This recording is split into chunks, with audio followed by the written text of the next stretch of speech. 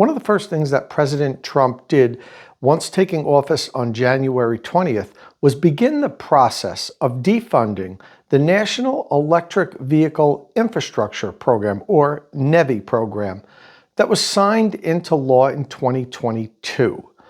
Critics of the program claim that billions have been spent with virtually no results, and we only have a handful of chargers installed, and some of them don't even work.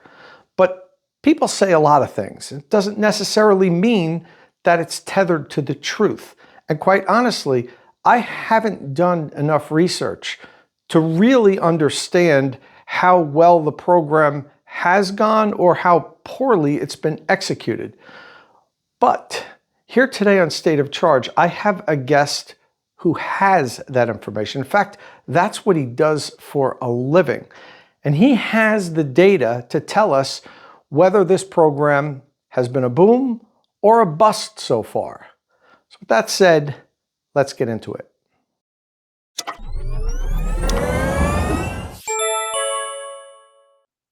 The $5 billion National Electric Vehicle Infrastructure Program was funded in 2022 by the Bipartisan Infrastructure Act, and it's a large-scale rollout of electric vehicle charging infrastructure in the U.S.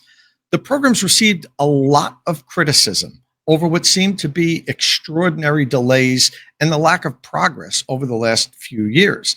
In fact, while on the campaign trail, President Trump repeatedly promised that he would cancel the program. And he repeated the claim, and as recently as in November, which is 3 months ago, that $9 billion has been spent already, and only 8 chargers have been installed, and 2 of them don't even work. He also said it would cost $5 trillion to charge up the U.S., and if we did that, we'd have to file for bankruptcy, which I suppose he would know a lot about. Today on State of Charge, I have a special guest, Bill Ferro of Paren, who probably has more data on public electric vehicle charging infrastructure in the U.S. than anybody, including the companies that install and maintain this stuff, because Bill has information on all of the networks, not just a specific network that a company controls. So first, Bill, thanks for coming on State of Charge. And I'm going to give you the opportunity to talk a little bit about what Paren does, because I don't think a lot of people that aren't extreme industry insiders know what who Paren is and what they do. So thanks for coming on, and tell us what you guys do over there. Sure, Tom, thanks for having me. And you and I go back, I think, about 12 years now when I started my EV journey, which was with the Active E program. And I've been driving EVs ever since. And I've always had a love for charging data, or data in general, and then found a home with charging data. And what we essentially are doing at Paren is building out the largest database and data set of charging data around the whole EV charging infrastructure. So what happened, and the reason why most people have never heard of Paren, is we're only about a year old. It was a combination of work that I had been doing on EV charging reliability, and sharing that work with some of the folks on the ChargeX consortium back when that first started, along with Lauren McDonald, who has been tracking government incentives and general industry tracking and analysis for quite some time. If you're not following Lauren on LinkedIn, you should. He has a ton of information. So our co-founder, Florent, had this idea of combining our data sets together and really creating that plus a lot more that we're currently working on to serve the industry in a variety of different ways, from inception of creating when and where I want to put my charging, all the way through managing once the charging station is in the ground. So we'll talk through, and you'll see some of our data in the deck that we're going to walk through today. But we're only about a year old, and we've been having some success both with our customers in sharing some of the data that we have, as well as with the press most recently around the EV charging, the issues and I'll say chaos that have been created around EV charging in the last 6 weeks. Okay, well, let's talk about the chaos that's been created. President Trump's Federal Highway Administration issued a memo ordering states to suspend all state EV infrastructure deployment plans under the NEVI, the National Electric Vehicle Infrastructure Formula Program. And the memo reads, therefore, effective immediately, no new obligations may occur under the NEVI formula program until the updated final NEVI formula program guidance is issued and new state plans are submitted and approved. Instructions for the submission of new state plans for all fiscal years will be included in the updated final NEVI formula program guidance.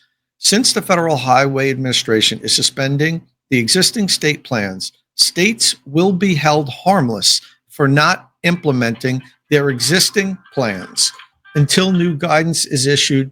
Reimbursement of existing obligations will be allowed in order to not disrupt current financial commitments. Okay, so there's a lot of talk online. Different websites are saying different things. You watched my Batteries Included podcast last week where Kyle and Dominic and I discussed this topic, and I was admittedly trying to rationalize the loss of potential funding. And I made some comments that actually I've had a few people comment on my comments and saying, Tom, I think you're a little harsh on this, because some of the things that I said were in line with, look, maybe this isn't the worst thing in the world. Maybe at the end of, this will actually end up having better infrastructure because private enterprise typically does things better than when government runs programs. But honestly, if you really were to dig deep into my psyche, that was a rationalization. I knew when President Trump won the election back in November that whatever money wasn't already spent was going to go away. He promised it. He said he was going to kill the program, and whether he legally can kill it himself or it has to go through Congress, I'm not even sure how that works, to be honest with you. But he is doing what he can now to at least stop future money from being spent. At least it appears as though committed money is still going to be safe. But it is what it is. Elections have consequences. We've heard that a million times. I just hope that, and he has every right to, try to change things and put the country in the direction that he wants. He won the election, but I just want things to be done legally and through the proper course of action. It seems like he's issuing a lot of executive orders and telling people to do things that perhaps he doesn't have the authority to do. And that I take issue with that. Do things correctly. If you want to kill this program, do it the way it has to be done. And that's it. The money that was already promised and allocated gets to be spent. The rest of the money doesn't. Yeah, I'm fine with that. So with that said, I want to jump into, you prepared a really great slide deck for us. I think a lot of people don't understand what the NEVI program has been doing, the progress it's made. We've heard this repeated claim about only 8 chargers with, $6 billion. I've heard $9 billion. So that the amount of money just keeps growing, I think, and that none of them work and all this. But you actually have hard data on how many chargers on the ground, where they are, their uptime, all kind of crazy stuff on that I didn't even know this data was available until you told me you had it. So let's take a look at where NEVI is right now and walk us through some of these slides you prepared for us. Sure, thanks. And while you're getting that set up, I wasn't able to listen to the podcast live last week, but I was listening on my drive home from a visit on Monday, and I literally heard you guys talking about it, pulled over at the next rest area and emailed you, right? And said, let's talk, because I don't expect you guys to know the ins and outs of all the government programs, but if your audience is interested in that, let's dive in and really look at what the program is intended to do versus what it's actually doing, and what it will hopefully do going forward.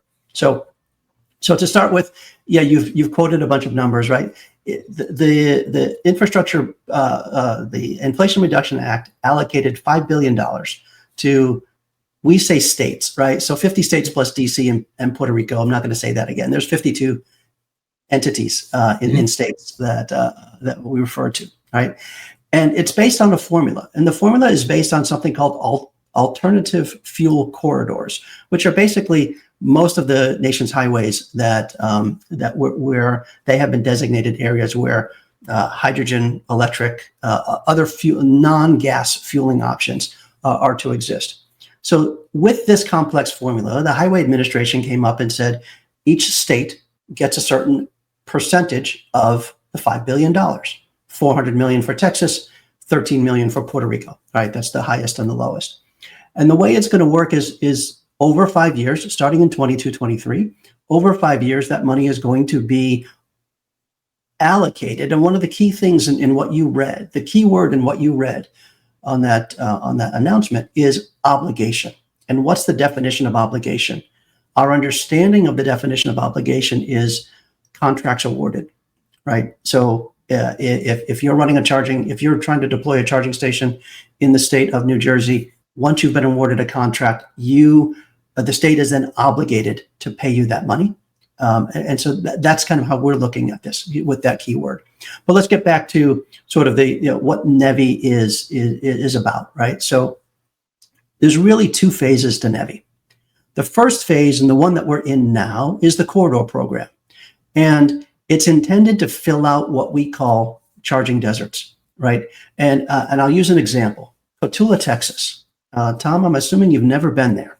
You might not know where it is. Population 3,600, halfway between San Antonio and Laredo, Texas. Not a place where I would consider that to be an EV hotbed. You look on PlugShare and there's one Pilot Flying J site there. They maybe get 10 sessions per week at that site. Right? No charging charging company that's in business today is going to, in their right mind, put another charging station there. But it's needed in order to fill out the corridor, which is what this corridor program is intended to do. So with the NEVI funds, there's now an 8-stall Tesla site with Magic Dock. And based on the NEVI data that's available, we're seeing about 80 sessions per week. So not a whole lot, but more, and it's growing, but it's showing that there is a need for filling out the areas where the business community is not going to naturally fill them out, right? And let me stop you there for a second. Yeah. And you mentioned the amount of, let's say, charging sessions before and after. I think it's relevant because you talk about no company in their right mind would install a charger there. And that's because the people that live in that area that need to travel that corridor won't get an electric car because there's no chargers there. This is the chicken and the egg problem where nobody wants to install a charger because it's going to lose money for the first couple of years. But no one wants to buy an electric car because they have to go that 150-mile corridor and there's no charging there. So the point of this part of the NEVI program was, in my opinion, was very important. That it was going to incentivize charging equipment in areas that normal business wouldn't. Okay, so with that, I'll put it back to you. Exactly, and that's this first part of the corridor program. And when you look at where the charging stations are going, and we'll see a map in a bit about Ohio, right? There are places in Ohio where, again, businesses wouldn't normally and have not put charging stations there. But this is an opportunity to build out that infrastructure. Again, this is, to me, one of the roles of government is to help fund those areas where the business community is not able to, in order to build out a solution. Very akin to the way the Eisenhower administration decided to build out the highway infrastructure in the 50s, 60s, and 70s, right? Putting roads where no one was going to put them, well, no state was going to pay to put them, so have the government put them in place. And now we have a highway system that is a marvel, effectively, when you look at it. So that's part one, which is the part that most states are in now. Well, the states that are participating is to identify where every 50 miles, that within 1 mile of the highway exit, that you need to have 4 or more 150 kilowatt chargers. Now, it does say with CCS connections. We know that many states are doing CCS and and NACS connectors. And there are rules about uptime, and we'll talk a bit more about that when we talk about reliability. And then there is some skin in the game. So you don't just get as a CPO or somebody who wins an award, you have to provide up to 20%, at least 20% funding match. Reality is a little bit higher. So the state, through the federal dollars, is going to kick in the rest of the funding. Gotcha. And then phase two, which again we're not into yet, but is this community charging. And Tom, you've talked about this quite often. The need for folks who don't have ability, a home garage, the need for them to have some level of either fast charging or level 2 charging for overnight charging. And again, a lot of that happens in disadvantaged communities where there's more apartments or more homes with that where you can't charge because of a variety of different reasons. But being able to build out in those communities is going to help EVs in the long term, especially the resale market for used EVs. So that at a really high level is where this money is going. Again, not to have the Uber driver in downtown San Francisco have a better place to charge. That's for business to solve, right? Let's solve the place in the middle of Ohio, in the middle of Utah, where there isn't a charging station for 100 or 200 miles. Right. And then phase two covers the people that live in multifamily dwellings, inner cities that don't have, what I have behind me in their garage where they can come in and plug in at night. Because currently it is difficult if you want an electric vehicle, if you don't have a private residence or a place, workplace charging that you can rely on for charging. And then it ends up costing you more too, because it costs more to charge in public than it does in your own private residence. So, the people that might be in disadvantaged communities or people that don't own homes, they rent apartments, they typically don't have as much economic power, let's say, as somebody who owns their own private home. They're getting penalized and they're paying more to charge their cars. This video was sponsored by Qmerit, North America's premier installer of electric vehicle charging equipment. After I've helped you decide which electric vehicle charger you're going to buy, follow the link in the description of my videos and have Qmerit install it. And if you follow that link, Qmerit will waive the $150 installation deposit. But in order to have the deposit waived, you must follow the link in the description of my videos. So the people that have the least pay the most.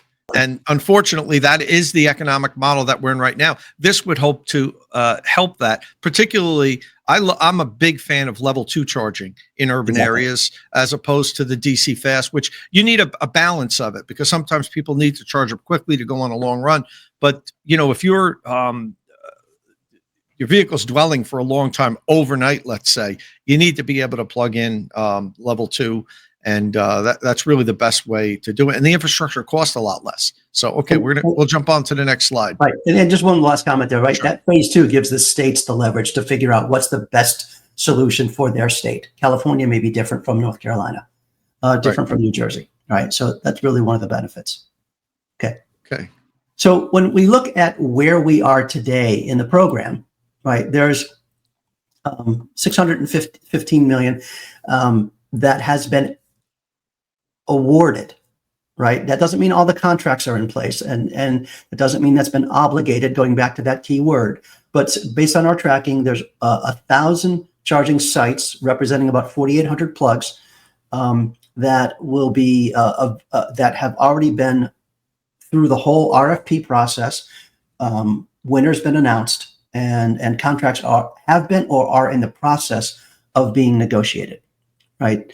Now, not every state has participated in this. We know some states have been vocal in their lack of participation and unwillingness to participate. But I think one of the other key numbers here is 104 applicants. So there's been 104 different winners across the country. And we'll see on the next slide, I think, where that's coming from. But so to date, we know that 57 sites have been opened, which represents 294 ports. And again, we'll talk more about the time it takes to get through this. So these are just some of the numbers that we crunch out based on the data that we gather. One quick note about the data. The data is mostly publicly available. we do have to file freedom of information requests with several states who are a little shy in making some things publicly available. So there's a lot of work that goes into getting and maintaining this data. Okay, yeah, and I see. So 615 million has been awarded so far. That's only like 12% of the $5 billion. So, Exactly. Yeah, anything beyond that has the potential to be canceled at this point. Anything beyond that has the potential to be canceled at this point. Again, talking about the legality of it, right? And there are various folks, including the people who wrote the law, basically saying that it will take an act of Congress in order to stop the funding, right? Because the law is pretty clear, but there is some leeway in how the law is interpreted, and that's some of the work that is intended to be done, and we'll talk more about that a bit later. Okay, on to the next slide. So just really quickly looking at, which states are participating and who's moving quickly and who's not. The darker blue here are states that are moving quickly: Colorado, Ohio, Pennsylvania, as an example, New York. And then there's, the lighter states like Florida, South Carolina, Missouri, have West Virginia, and some states out west have really done nothing at this point. They have not implemented any RFPs, right? So they've been allocated money through the program, but they have not gone through the process. And it's some of this state government slowness that is, one of the main reasons for why there's only 615 million that's been allocated or awarded to date. Okay, move on. And I noticed before we move on, I Yeah. notice my state doesn't, New Jersey, I'm a little disappointed. Doesn't Yes. seem to be moving too well. Well, so, and if we go to the next slide, we'll talk a little bit about that for a second, because it's, this slide shows you, if you squint enough, you can see the number of NEVI awards that have happened per state. And you look at California, and California is allocated a lot of money because it's big, but only 90 awards. Now, again, this is the first round. You need to put a charging station every 50 miles. Think of what California looks like when you drive around. There's chargers everywhere. So the need in California is not as much as the need, for example, in Pennsylvania or in Texas. And New Jersey may be the same way. I'm not that familiar with what New Jersey's plan looks like, but I know, there's only a few major highways that go up and down the small state, and we know we've got charging stations on the Jersey Turnpike at decent intervals. They may not be as reliable, but they're there. So yeah, not on the Garden State Parkway though. Yes, we're not. So, but one quick thing about Texas, of the 83 awards, they actually just published last night an update, which we consumed and brought into our data set, that they have paused on about 50 of the awards. Many of them have been awarded in the last 2 or 3 months, so they're likely not to that contract/obligation standpoint. So they have said, we're going to pause. Contrast that with Minnesota, which basically said, yeah, thank you for telling us, we're keeping going forward, right? And so every state is kind of doing their own thing. And again, this is one of the things that we're tracking very closely. Okay, next up. So when you talk about I mentioned before, there's 104 winners across the states that have allocated.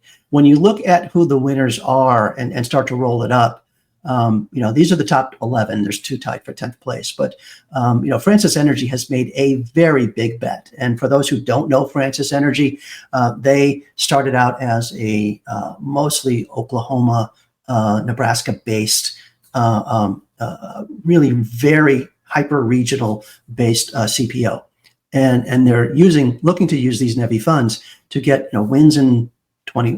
They have wins in 21 other states. They have almost 100 million awarded to them. We have not yet gotten all the data together to know how much of this is at risk for them, but you can imagine there's a substantial amount that's at risk. They do have a few stations that are open in the state of Ohio. But that, this is an interesting way of looking at who's impacted, right? Which American businesses are impacted by this, right? And Tesla is interesting here for a couple of reasons. Their funding, while they're number 2 in site wins, their funding is lower, and their percent of total funding is lower. Typically because it's cheaper for them to build and deploy charging stations than it is anyone else. We all know they've built a tremendous model, and their cost per port is a lot less than it is for other folks. We also know that they're, like in the state of Maine, they're only getting NEVI funding for 5 of the 8 ports that got installed. And I assume it's because that they already had a plan to put a charging station there. So there was government money available. So let's take some of it and use it. But then you look at number 3, Loves is typically rolling out on the ChargePoint network. Pilot Travel Centers, that's the GM Energy EVgo typical work there. And then at the bottom, SkyCharger is working with Electric Era to deploy battery-powered chargers as part of the NEVI program. So there's a variety of different wins here. And then you get down to, there's a bunch of companies that have won award. You mentioned Iona. You've done some videos with them recently. They've won 1 award. I believe it's in Colorado. But NEVI is never part of their plan, right? And I've asked them about that point blank, and they said, no, we're doing our own thing, and it's important to note that I talked to many people in the company, and they said that they're not going to change their plans. They're still aiming to do 30,000 charging bays by 2030, regardless of what the industry does and what government incentives are available. So that's good to hear. Exactly. So this is how where the money's going. Mm-hmm. And then we can go to the next slide and kind of look at it, a couple of different areas, kind of which sites are getting the chargers, fuel and convenience, as you might expect, right? The Pilot Flying J's, the Sheets, BP Pulse are really where the majority of the stations are going. So we can move on. And then which states? So now let's look at, there's 1,000 awards that have been given. Of them, we've mentioned 57 states are open, right? 57 stations are open across these states right now. The state of Ohio really has done a tremendous job. Their DOT has done a really good job of quickly getting their RFP together and then going through the whole process. And they've got, they rolled out quite a few towards the end of last year, very quickly. And so it's interesting looking at them, compare them to the state of Ohio. Now, when you think about what these states have had to go through, Tom, how many state DOTs do you think actually know how to build charging stations? None. They all, except for one. They all have to learn. And the one state that had a head start is New York, right? New York has the Evolve New York network, right? Yep. Which is typically with Electrify America charging stations. Mm-hmm. So they've got a whole plan to roll that out. So they've rolled that plan in with the NEVI plan. So now some of those stations are NEVI funded. So they've been able to kind of pick up the pace and do some good work there as well. Always interesting to note the state of Rhode Island. If you blink, you've driven past, how many 50-mile corridors do they have? Yeah. They're done, right? They have 2.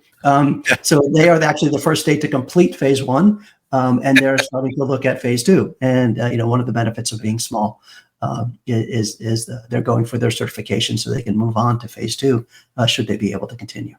That's funny. So looking at this slide, it looks like there's 15 states that currently have open NEVI sites, yes. and 57 total sites. Right. How many total charging bays or plugs? We count 294. Again, this Tesla only paying for some and not others. If Tesla has 8 at that station, we count all 8. They may not all be NEVI, but 294 is the number we have right now. And again, this changes every day. Come back tomorrow, and there may be a new site open. But so it's not just 8 chargers that we've been hearing about, right? There's 294. Did 285 of those open in the last month? It has picked up. November, December really did really saw some interesting growth, right? Yeah. To that point, I know a lot about installing high-speed DC fast charging network. I've talked to all the companies: Electrify America, EVgo, Iona, ChargePoint. So I know the lead time it takes. It takes a while, even if you fast track things, to get approval, to get interconnections from the utilities. Mm-hmm. And now there was a couple more levels of getting your funding approved. So I understand why things got off to a slow start, but now it seems like the ball is finally rolling. And now we're going to stick that, piece of wood under it and stop the ball from rolling. But that said, I will say, even I was surprised at how long it took to get the ball rolling. I shouldn't have been, because it was a government-run program, and that's going to add another layer or two or 10 of different processes you have to go through. And then once it gets approved, you're still looking at close to a year before you get all your site permits, your utility interconnections, and all that stuff. And now here we are 2.5 years later, and we're just starting to get rolling. And, Exactly. Exactly. If you go to the next slide, actually, I think that shows that, right? So we track from the time to award to the time to turn it on, right? And yeah, it's close to a year. In Ohio, it took longer. But there are, key things here that you talked about. Not only is it the time it takes once you have the site to go build it, right? That's the time we're looking at on this chart. But now think about beforehand. As we talked about, very few states are going to be experts at what it takes to put EV charging together. The bill was signed in, I think, May of 22. The ruling, the final NEVI ruling, came out in February of 23. That was really telling the states, these are the rules you have to abide by. So they couldn't really issue their RFPs until then. So they had to get the consultants in place. None of these states are really doing it themselves. Generally, they're hiring consultants to come in and run their programs. And so get all that in place, write the RFPs, get the response, score the response, go to the winner, negotiate the contracts. All of that stuff takes time, right? And again, we're still at the top of the hill before we get that big snowball coming down, but it is starting to gain momentum. Right. So I mean, just kind of to summarize it, the starting gun went off on February of 23 when they could really get the ball rolling. Here we are in February of 25. It's 2 years later, and we have about 300 high-speed, 150 kilowatt or faster DC fast chargers installed in the ground. Yes. Okay. Yes. Exactly. And then you're looking at it by applicant, who's got the most installed. Pilot, mostly through the work they've done in Ohio, has the lead here. Evolve New York, as we talked about before, kind of had this head start that they're leveraging, which is great. And then Tesla being good at what they do, is able to get sites on board relatively quickly. Yeah, they have it down pat. I mean, they've been doing this longer than anybody. They have the most experience. They've installed the most high-speed DC fast charging infrastructure. They have this system now where it's basically, in a crate, gets dropped off by a truck, and it's installed. It reminds me of when I was over in China and I was watching NEO deploy their battery swap stations. They literally came on a truck and dropped it in the parking lot, and the utilities came and hooked it up. And 5 hours later, cars were swapping batteries. So, but Tesla's maybe not that quick, but they do it just about as fast as you can do it. They know how to operate at scale, and that helps keep their costs down. So, okay. So now when we look at the fact that these are open, right? The other comment you made is, $9 billion, 8 are in place and 2 don't work. We know charging is hard, right? You guys have done a whole bunch of content on charging reliability. And whether it's cold weather, whether it's old equipment, whether it's damaged or vandalized equipment. So we are, one of the things of the NEVI program, and I know it very well, section 680.116.c says you need to, the winner, award winner, have to provide real-time status and pricing information. That happens to tie directly into the reliability work that I created 3 years ago. And so been waiting for this day to get enough data in place to be able to create this NEVI reliability index, which we started in January once we hit 50 stations. And so with this NEVI data, we're able to track, as an end user would track, and answer, can I charge? So our reliability formula is not uptime. I don't want to confuse this with uptime. Uptime is a CPO-focused metric that has a bunch of exclusions that the CPO shouldn't be held responsible if somebody comes and cuts the cable, or if the power's out for days at a time because of a massive storm. That all makes sense. Our reliability index answers one question: can I charge? Right? As an EV driver, that's all I really care about. And so that's how we look at, that's how our algorithm focuses on the data. So we generally, based on a score of 0 to 100, we track these charging stations in real time on a constant basis, and using our formula can detect when things are down or when they're broken, right? We may not know exactly why they're broken, but when a charger says it's unavailable or offline, obviously that's a reliability of 0. When a charger is not able to successfully hold a charge for multiple occasions, and we've seen this on many different chargers, right? People plug in. I saw one charger once where over a weekend, 132 attempts were made to charge on one single port, and it failed every time, right? That the station says it's available, but we know you can't charge there, right? That's what our reliability index tracks. So we're looking at this week over week. We aggregate it. And so our NEVI reliability index is included in our data set on a weekly basis. And we're tracking it to make sure. We want to make sure that people are holding their end of the bargain, right? Yes, it creates fodder for headlines, for those that like to write sensational headlines for their news. But we want to make sure folks are living up to the intent of this, which is to put reliable charging stations so people can take the great American road trip. Right. So if we go on to the next one. Let me just hang on this for 1 second. Yeah.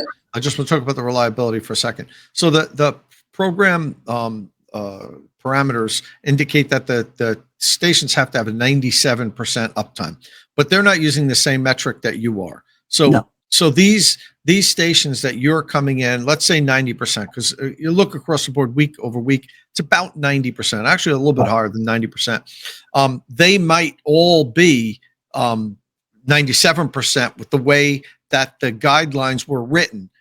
I don't really know exactly how it was written. Yeah. So, but even with that said, your data is showing that the NEVI funded chargers have about a 10% higher reliability rate than the bulk of the rest of the infrastructure in the industry. That's correct. That's correct. And that's been consistent, right? That's the positive message out of this, is that a combination of new equipment, well-maintained sites with planned maintenance, right, is leading to greater reliability. Right. The only thing that I'll say on that is some of the equipment that's being built into that lower reliability rating, that 80%, is really old equipment that breaks all the time. It would be, I think, more appropriate if that column was a DC fast charging equipment from non-NEVI funded sites that was of the same age, that was installed within the last 2 years, let's say. Which I doubt. I know you've got granular data, but I don't know if you can go that granular, because that would be interesting. Well, that would be an interesting thing. Maybe you and I will talk about this at the future. I know you don't have that prepared now, because I'd like to know what the reliability is compared to the new equipment that's non-NEVI funding. I'd imagine that gap's going to be closer. The other thing that I would call out to that is we created a term recently called travel chargers, right? Which is travel charging stations, which is any station with 4 or more ports, 100 kilowatts and above, right? And really, those are the kinds of stations that you would visit if you're on the holiday road trip or the summer road trip or the family visit road trip, versus the dealership chargers, right, that are hidden behind some, the back of the dealership, right? So segregating that data is something that we did do with our Thanksgiving index and how we looked at the data. So yeah, we can segment the data in a variety of different ways, and we're looking at having a better comparison model, as you're calling that out. Okay. Yeah. Well, what brings us to mind is, I know a lot of people talk about how electric vehicles have a lower chance of catching on fire than combustion vehicles. That's it goes back and forth.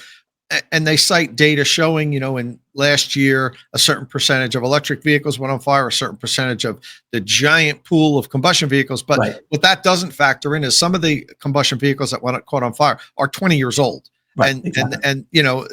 so we've never been able to break that out and say comparable year models, which would be an interesting study if that could be done. But I haven't seen that to date. So, all right, I'll jump on to the next slide. Okay. And the next slide is something that this is actually this week's index. And this is something that we haven't actually published yet. So this is an exclusive for you, Tom.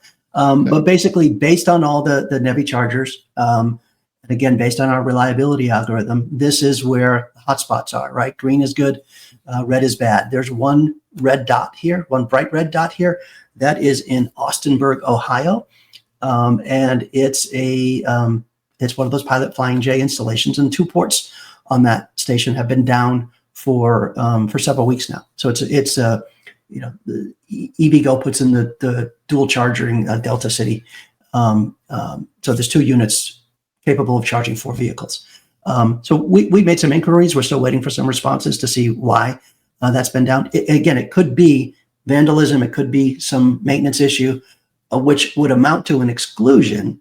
But again, to our point, if I'm driving I-90, which is kind of where this is, and heading from Buffalo to Chicago, then I want to use this charging station. I don't care.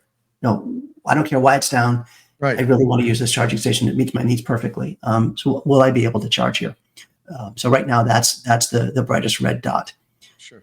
We did have a couple of other red dots a few weeks ago. We published our first index, and we heard from some folks who, I'll say, cleaned up their act and got moving. So that's part of our attempt too, is leveraging this data to make the industry really care about reliability and uptime and manage it more than just per the requirements, right? The requirement is they have to submit something to the federal government every year to show that show whether or not they've met uptime.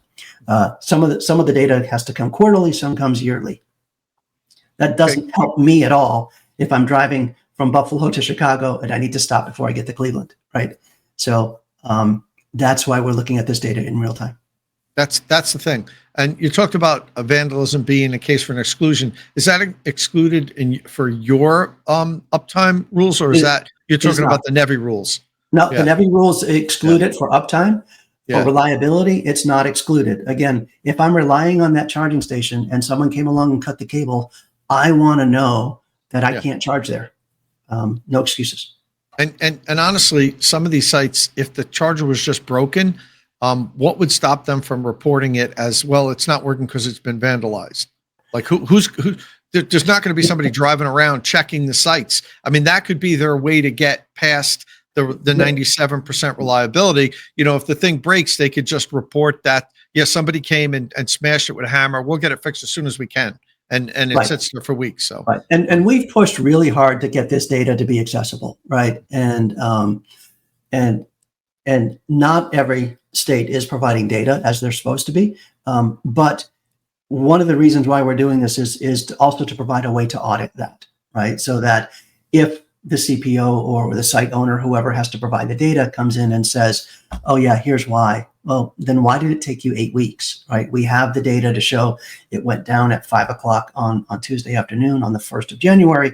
It didn't come back up until March 15th, right? So that is really some of that low-level detail. Again, we're looking to hold folks accountable and make this a reliable charging network with the effective use of government data, of government funds.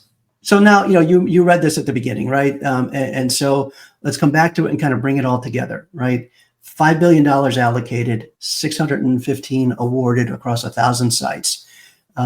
So the call was to immediately pause the disbursement of funds for 2 programs, NEVI and CFI. We haven't really talked about CFI, the charging and fueling infrastructure. The reason for that is most of that money has already been obligated. We're estimating like 90% of that money has been obligated. So whereas for the NEVI funds, of the 1,000 awards, we're estimating about 800 are obligated. But as you pointed out earlier, right, any of the phase 2 work, any of the states that have moved too slowly and have not gotten their awards out, those awards are potentially in jeopardy. right? So that's what the actions of this order are saying right now. And then the second part of focus here really is on the folks at the FHWA to come out and review the recommendations and within 90 days provide recommendations and updates, right? So the Department of Transportation has said that they are going to take the NEVI rules and they're going to revisit them and they're going to revise them. Now, certainly there are some things that may need to be revised in there, now that we know more after 2+ years in this program. But we're waiting anxiously to see what those revisions look like. And we want to see them within the 90 days that this executive order says. I'm very concerned that this is a slow walk to a death by 1,000 pins. All right, because if they delay and continue to delay and delay and delay, then this, really what's left, Congress has allocated money, but has no mechanism to get that done. So only Congress can then act to do something. And we know that Congress is not always quick to act on some of these things, right? And the impact is broad, right? The impact is on those top 10 companies that we saw on the list and the other 90 companies on the list. It's impactful to all the work. Alpatronic it moved into the U.S. with I think they're manufacturing in Wisconsin. Is that right? Yeah, Wisconsin. And their headquarters are here in Charlotte. And so, that's jobs in the U.S. that are in this new battery belt, which goes from Ohio down to Kentucky and Tennessee through to North Carolina and Georgia. All of that is really there because this type of funding is in place, and businesses came here to build out and help build this out with American built product. Yeah. The NEVI program, as well as the revised federal tax incentive, absolutely worked to bringing manufacturing jobs to the U.S. I mean, multiple factors. Thousands and thousands of jobs were moved here and created. You mentioned Alpatronic. They wanted their chargers to be able to qualify for NEVI funding programs. So they set up manufacturing up in Wisconsin specifically because of that. So there are impacts. And you also talked about death by 1,000 pins.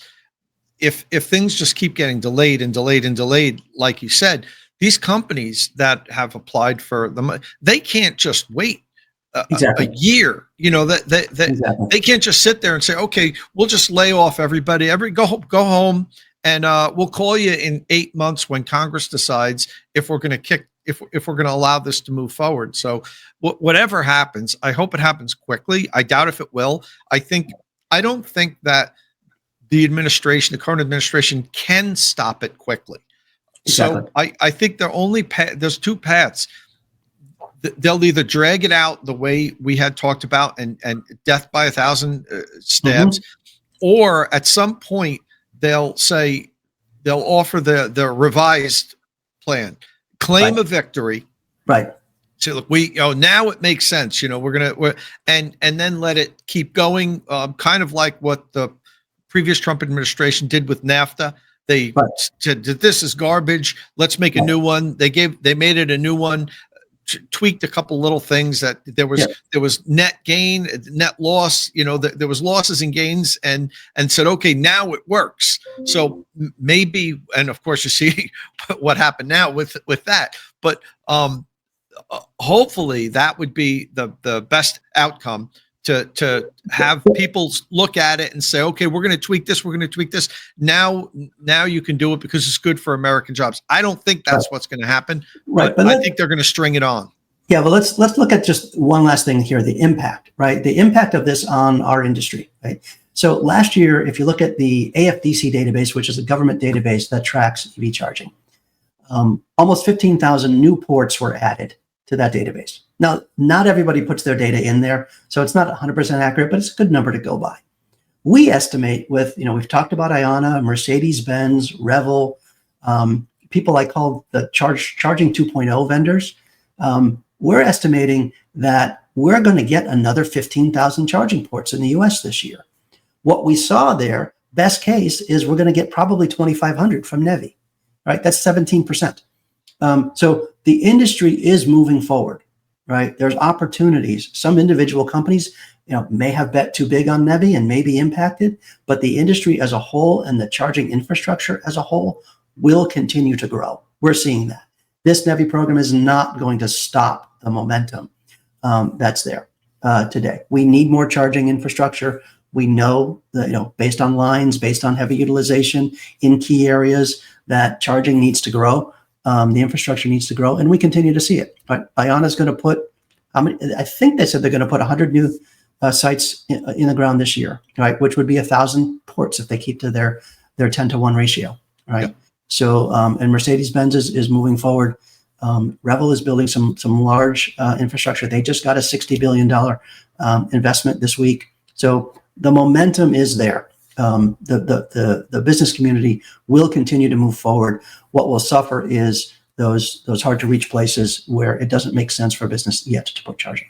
Yeah, and that's what I was going to say. The downside is the say disadvantaged communities, the charging desert areas that the NEVI funding really was created to accelerate lighting up those type of corridors and those type of locations. That's probably going to be what suffers. But the industry as a whole, it is crystal clear that, although everybody doesn't agree with this, it is crystal clear that the personal transportation sector is transitioning to electric transportation. Yes, we could see a slight slow up in the next couple of years if a lot of policy gets repealed, if credits go away, if funding goes away. That is not going to stop the industry's transition, because the rest of the world continues to accelerate their plans, even if we slow it up. So, I just don't see the point of us kind of sticking our head in the sand and saying, no, we can live on an island and not follow what the rest of the world's going to do. It just doesn't make any sense. But everybody has their own opinion of what the future is going to be. You just heard my opinion. I've been doing this for a while now, and I've traveled all around the world. And what's going on in China is just incredible. The amount of jobs they're creating by installing infrastructure. It's like the New Deal. They're just infrastructure is being installed everywhere. Thousands of linemen have jobs. We could have that here in the U.S. if we don't fight it, and it will happen. It just might happen at a slightly slower pace. But one thing that I'm really appreciate you coming on here today is that what we talked about, the amount of progress that NEVI has made so far, which I don't think most people understand. We kept hearing that there's eight chargers have been installed. 2 of them don't work. We heard that 100 times in the last year, but I don't think a lot of people really knew, well, is that true? Or, maybe they're exaggerating a little, maybe 20 of them have been installed, but now we see 15 states have 57 charging locations. These are operational with almost 300 DC fast chargers in 2 years. Right. Basically, from February 2023 to February 2025, that's not bad. It's actually better than what I had thought. And the people should understand NEVI program hasn't been a failure. It did get off to a slow start, but it's picking up now and it's working as it was intended to. And if we're seeing 200 to 300 days from award winning to in the ground, that number is certainly going to be in the mid hundreds, if not higher, by the end of this year, should we continue to move forward, and should that obligation be met and move forward. But I agree with you on the the momentum of the industry, the charging industry, the EV industry. We're of course we're all bought into this. You've been driving longer than I have on EVs, but yesterday, as an example, I paid $104 to have my wife's RAV4 hybrids oil changed. That actually is more money that I've spent on maintenance of my EVs in the last 12 years combined. Right, so it's cheaper to own. It's more reliable. It is easier to deal with on a day-to-day basis. Especially in the cold weather. You guys got snow this morning. Imagine if you had to go stop at the gas station, right? You left your house with a full charge, and it's more fun. it's more fun to drive. So all of that combined makes it for a much better experience. Absolutely. The final missing piece is the infrastructure. You know, battery technology continues to improve. The electric vehicles charge faster and faster every year. Over in China now, they have EVs that charge to 80% in 10 minutes. Right. So, you know, now it's almost in line refueling wise with combustion. But even here, it's not bad. There's EVs that charge to 80% in under 20 minutes. So, I mean, would have been unheard of 6-7 years ago. So, you know, the whole missing piece is the infrastructure. The vehicles are going further and further every year. The longer and longer ranges. They're refueling faster and faster. We just need the refueling stations, and we're going to get them. Right. It's just NEVI would have accelerated that. It would have took us to a place a little bit faster than if we completely left it up to private enterprise. So, and it still will. You know, I have confidence that it still has a way better than 50% chance of moving forward. And certainly, even if the 1,000 stations that are already obligated or 800 stations that are already obligated get added to the mix, that would be a tremendous benefit. We saw with Ohio, based on the NEVI data, that those new stations during the Thanksgiving and Christmas rush of travel took on a whole new set of drivers. That, you know, if you build it, will they come? The answer was yes in Ohio, based on what they built and what they were able to get live ahead of the holiday period. Yeah, and I was impressed with Pennsylvania. It seemed like Pennsylvania actually has a lot of stations in the ground, and they needed them. Because I'm right next to that in New Jersey, and heading west, there was a dearth of charging, and you know, that's good to see. Yep, absolutely. Okay, listen. Thank you very much for coming on. We're just up about close to an hour now. I appreciate you taking all this time to really talk truth to NEVI, because we hear so much about this. We're constantly told that it was a failure, that money was wasted, that nothing got done. But you've got the hard data to prove otherwise. There's actually been a tremendous amount of progress. NEVI is working. The stations are more reliable than the pool of non-NEVI funded electric vehicle charging stations, and they're being installed in places that we really need them. Right. So, you know, thank you very much. Continued success at Paren, and love to have you on again sometime next when you have maybe some new news to talk about, which I know you're working on a lot of interesting things over there. Yeah, thanks, Tom, for the time and platform here. That's been helpful, and you know, we're always looking to educate folks on NEVI with all the deep data that we have. So, be happy to be on anytime. And why don't you tell everybody where they can find your the Paren? Sure. So you can find us at paren.app, Paren.app. On the web. If, again, I mentioned LinkedIn, if you're not following Lauren McDonald on LinkedIn, look him up and give him a follow. Most of the industry executives and leaders and influencers follow Lauren. We know because they send him private comments all the time. We do get things wrong. And we're quickly straightened out. So LinkedIn is generally where we both are, and where we're publishing our data on a regular basis. All right. Well, thanks again for coming on, and continued success. All right. Thanks, Tom. All right, well, I'd like to thank Bill once again for coming on State of Charge. He certainly provided me with a lot of information. I learned a lot about the NEVI program here today, a lot that I didn't know, quite honestly.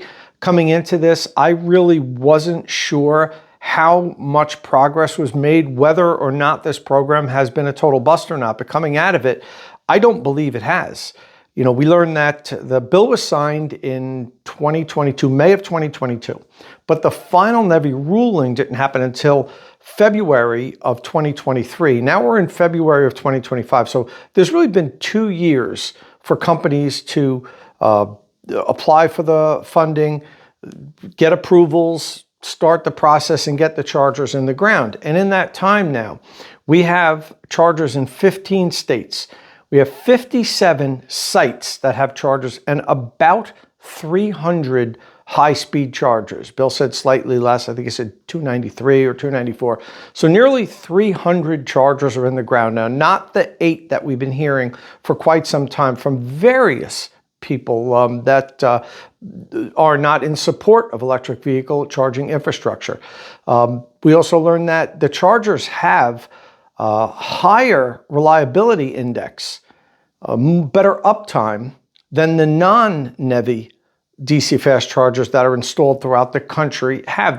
There's a better than 90% charger reliability index, according to Paren. That's a different metric than what is required by the companies to provide to the government. They're required to have a 97% uptime, but you can judge uptime in a bunch of different ways. So the Paren's reliability index is much more strict than, I believe, what the government uses for the 97% uptime.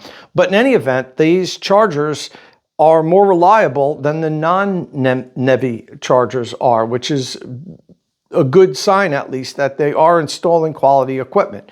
We also learned that the 3 companies that have the most chargers in the ground so far are Pilot Travel Centers, Evolve New York, and Tesla.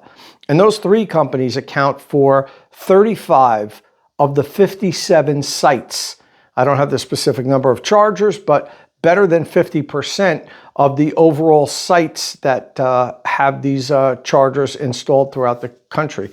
And one last thing that I think was important, the average time from being awarded the money to having the chargers open and operational was less than 1 year. Now, if you don't know DC fast charging infrastructure, that still might be like, wow, it takes them almost a year. This stuff is hard to get installed. I've talked to people from all the large infrastructure companies out there, Electrify America, EVgo, ChargePoint, Iona. It takes many months to get approvals, engineering drawings done, to get the utility interconnect permits so that they can install or connect your chargers to the grid. Sometimes they need to order transformers, which are logged months sometimes. So less than 1 year on average is actually much better than what I thought. The fact that we didn't have a lot of chargers in the ground so far, I was really pretty much saying, well, it's probably taken these companies a year to a year and a half from signing the contract to getting the site operational, but it's less than a year. So that's better than what I thought, which is a good sign for electric vehicle infrastructure in general, that we're getting better at this. In the earlier years ago, it took longer. It was harder to get the approvals, but evidently now that the utilities and the municipalities where these are being installed are getting more familiar with these type of locations, the permitting process and everything is getting a little bit expedited. So that's good to hear. All right, well, has NEVI been a success or a failure? I'm going to put it in the success category for me personally, now that I know the numbers and see just how many chargers and how many locations have been installed. Does that mean that it's going to continue? Probably not. President Trump has made it clear that he doesn't want this program to continue, and he's begun the process to unwind it. Now, whether he can just do that with an executive order is up for debate. I believe it needs an act of Congress, but as Bill pointed out, the administration can just keep stalling and stalling and stalling, and these companies that are bidding for the funds to install them, they can't just wait for months and months for courts to approve or not approve their funding. They'll just move on. So I think the president can effectively kill it just by dragging it through the courts for months and months and months. If that happens, it happens. Elections have consequences. I don't necessarily think it's a good thing for the country, but that's what happens. Different administrations come in, they have different priorities. And overall, I'm not overly concerned about this. We're going to get infrastructure. It might just take a little bit longer. The sad part about it is one of the things that the NEVI was focusing on was the underserved areas, the charging deserts, let's say, that maybe some of the private companies that are investing all their own money will get to last because they're areas that maybe aren't going to make money. And also underserved communities, those are going to suffer more than anything else. But, we have companies like Iona that says by the end of this decade, they're going to have 30,000 charging bays. Tesla's not slowing up. They're pedal to the metal. They keep installing superchargers. The Electrify America keeps proliferating. EVgo keeps expanding. Then there's smaller companies like Flow and ChargePoint that have chargers going in the ground. So we're going to get the infrastructure. It's just that this was a unique opportunity to accelerate that and make long-distance electric vehicle travel for everybody a little bit easier. And if that doesn't happen, it just means that it's going to take a couple more years, but we will get there, and this country will be blanketed with high-speed DC fast charging infrastructure. And, that's not going to slow down electric vehicle adoption very much. We might get a little blip for the next couple of years, but the entire world is transitioning to electric transport. The U.S. can't be on an island and say, we're going to live in the past while everybody else moves on. If we do it slower than everybody else, we'll pay the price, but we're going to eventually get there. And how quickly, though, really depends on a number of factors, one of which is government support. If government doesn't support this transition, it's going to take us a little bit longer, but as I said, we'll get there. Listen, if this is your first time here at State of Charge, please hit that subscribe button and ring the notification bell so you don't miss any upcoming electric vehicle news and reviews. And as always, thanks for watching.